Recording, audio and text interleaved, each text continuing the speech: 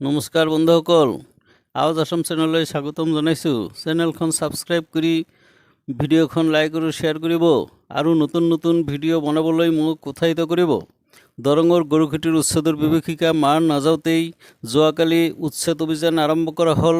লামডিং সংৰক্ষিত বনাঞ্চলত 500 হেক্টৰ ভূমি বেদখল কৰা এই বনাঞ্চলত 5খন বনগাঁও আছে।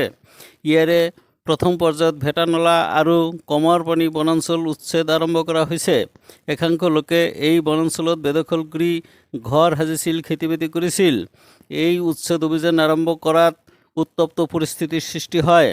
স্থানীয় মানুহ ৰহমত আলীয়ে বনাঞ্চলৰ মাটি বেদখলকাৰীৰ নামত পট্টা কৰি দিয়াৰ বাবে মাজে সময়ে টকা লৈছিল।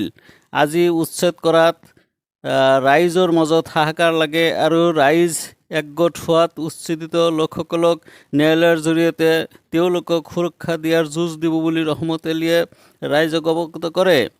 লগে লগে ৰাইজ উত্তেজিত হয় আৰু ৰহমত আলীক লফাথফা দিয়ে। তেওঁৰ মিথ্যা প্ৰতিশ্ৰুতিত ৰাইজ উত্তেজিত হৈ তেওঁক লফাথফা দিয়া বুলি বহুতেই ক'ব খোজে। ইফালে প্ৰশাসনে উচ্ছেদ কৰি ভেটানলা আৰু কমাৰপানী বনগাঁও দুখন বেদখলমুক্ত কৰিছে আৰু স্থানীয় ৰাইজৰ মাজত এক ভয়াৱহ বিভীষিকাৰ সৃষ্টি হৈছে।